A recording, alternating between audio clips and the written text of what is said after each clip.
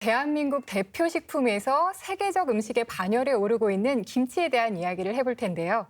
한국인의 소울푸드 김치와 과학적으로 증명된 김치 발효 과학에 대해서 알아보겠습니다. 한국인에게 이 김치라는 건 어떤 의미일까요? 한국인한테 김치 얘기하면은 첫째 가장 중요한 게 식문화의 어떤 대표다. 우리의 어떤 고유한 그런 이제 정서다. 그래서 할머니가 혹은 이제 어머니가 손끝에서 김치 맛이 난다는 거는 정성으로 내가 담아가지고 우리 가족들을 정말 잘 부양하겠다, 잘 하겠다 이런 뜻이 있지 않습니까? 그래 그런 의미에서 보면은 굉장히 우리의 이제 가슴에 오는 그런 이제 음식인데 그러나 산업 경제도 중요하고 과학 기술도 중요하지 않습니까? 그래서 앞으로는 우리가 이제 김치 산업 경제 이 부분하고 그다음에 이제 김치는 발효식품이기 때문에 과학 기술 그렇게 해서 전체적으로 볼 필요가 있다고 생각을 합니다. 네, 김치가 만들어진 역사는 굉장히 오래됐습니다. 우리나라 같은 경우에는 연회식이라든가 뭐 그 촌락 문서 이런 걸 해가지고 신라 시대 때 나온 문서가 있습니다. 그런 문서에 보면은 김치를 담아 먹었다 또는 김치 유사한 걸 이제 채소류를 갖다 발효해가지고 먹었다는 그런 문헌이 있습니다. 그래서 약 한 2000년 내지 한 2500년 경으로 그 전에 이미 김치에 대한 문헌이 이제 나오기 시작했다는 걸 알 수가 있습니다. 그 가을에 이제 수확을 한 다음에 이걸 겨울에 먹기 위해 가지고 김치를 담기 시작했거든요. 역사적으로 보면은 고려 시대 때부터 물김치라든가 그런 걸 갖다 먹기 시작했다는 역사가 이 기록이 있고요. 그 다음에 그 임진왜란 때 고추가 이제 들어옴으로 해가지고 김치가 이렇게 이제 배추김치를 중심으로 해가지고 그 고추를 사용한 그런 김치가 이렇게 이제 많이 이렇게 퍼지게 됐습니다. 그러면은 저기 중국이나 일본에도 오래된 고문원에 김치가 나온다면은 네. 어떻게 우리나라가 김치 종주국이다라고 말을 할 수가 있는 거죠?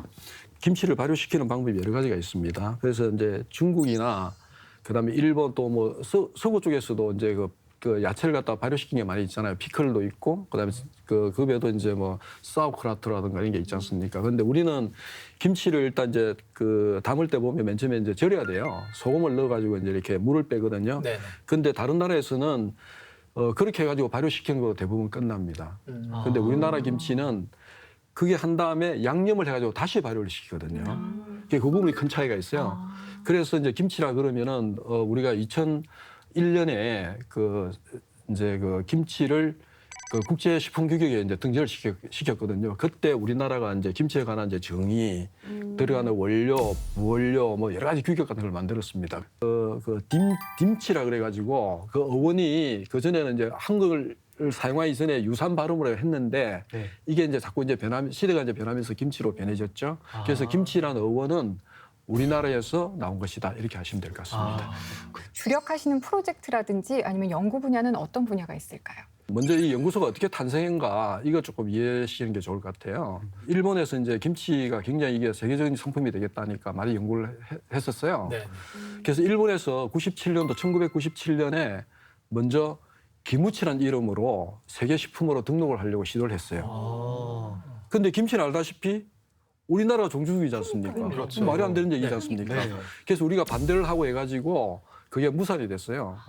그런데 이제 한국 입장에서 볼 때는 김치가 우리나라가 종주국인데 김치란 이름으로 이게 이제 세계식품으로 등재를 해야 되겠다 해서 우리가 노력을 했죠. 그래서 2001년에 김무치가 아닌 김치란 이름으로 세계식품에 이제 등재를 하게 됐어요. 그런데 이후에 이제 2002년에 이제 월드컵이 있었고 그때 이제 뭐 한류 열풍도 있고 해가지고 우리나라 와서 이제 식문화 이런 걸 되게 이제 관심 있게 봤죠. 그렇게 하다가 김치 산업에 굉장히 큰 문제 하나 생겼었어요. 기생충알 사건이 해가지고 그렇죠. 굉장히 문제돼가지고 이게 이제 김치가 우리나라 식문화의 대표인데 이게 난리가 난 거예요. 그래서 이게 안 되겠다. 김치에 대해서 진짜 연구를 좀 해야 되겠다. 그렇게 해서 정부 차원에서 김치에 관한 연구소를 만들자. 이렇게 해가지고 우리 연구소가 2008년에 법으로 이렇게 이제 만들기 시작해가지고 2010년에 연구소가 만들어졌습니다. 그래서 저희들이 이제 연구하는 부분은 첫째 이제 김치는 발효식품이기 때문에 발효식품에는 당연히 유산균이라든가 미생물이 굉장히 중요하지 않습니까? 그래서 미생물에 대해서 이제 연구를 하고요. 그 다음에 이제 김치에 대한 기능성 연구를 하는 부분이 있고요.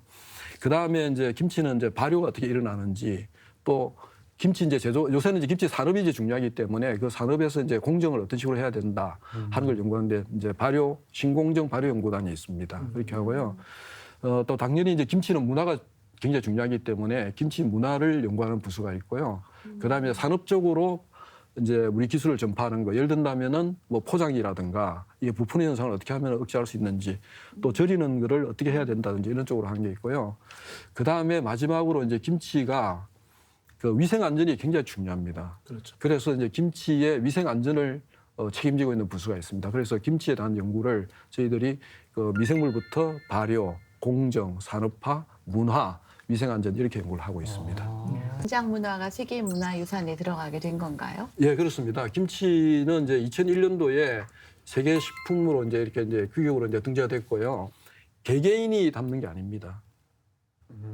여러 사람들이 모여가지고 그렇죠. 같이 하잖아요. 그렇죠. 그럼 그게 공동체 하나의 문화다. 음. 그래서 이거를 우리가 이제 문화유산으로 등재를 해야 되겠다 해가지고 2013년에 그 이제 김장 문화 액티비티 이제 활동을 그 우리가 이제 무형문화로 이렇게 등재를 한 바가 있습니다. 그런 의미에서 보면은 굉장히 이제 김치도 중요하고 김치를 담는 그런 활동 그것도 굉장히 중요하다고 할 수가 있습니다. 이 김치하면 이 발효가 핵심이잖아요. 그렇죠? 그렇죠. 네. 그래서 네. 이 발효가 어떻게 진행이 되는 건지 좀 과학적인 원리도 궁금하고요. 네. 이렇게 발효가 됐을 때 김치의 효능은 또 어떻게 달라지는지도 좀 궁금해요. 원료 이제 배추 김치만 이제 가지고 얘기해 보면은 원료 배추가 있지 않습니까? 네. 그러면 이제 잘 다듬은 다음에 소금을 일단 절여요. 소금을 넣는 이유는 김치에 이제 발효에 관계되는 게 미생물이 굉장히 중요합니다.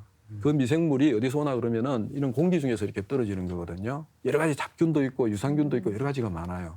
그러면 잡균이 자라면 안 되기 때문에 그걸 억제할 필요가 있지 않습니까? 그래서 이제 소금으로 그걸 억제를 시키는 거예요.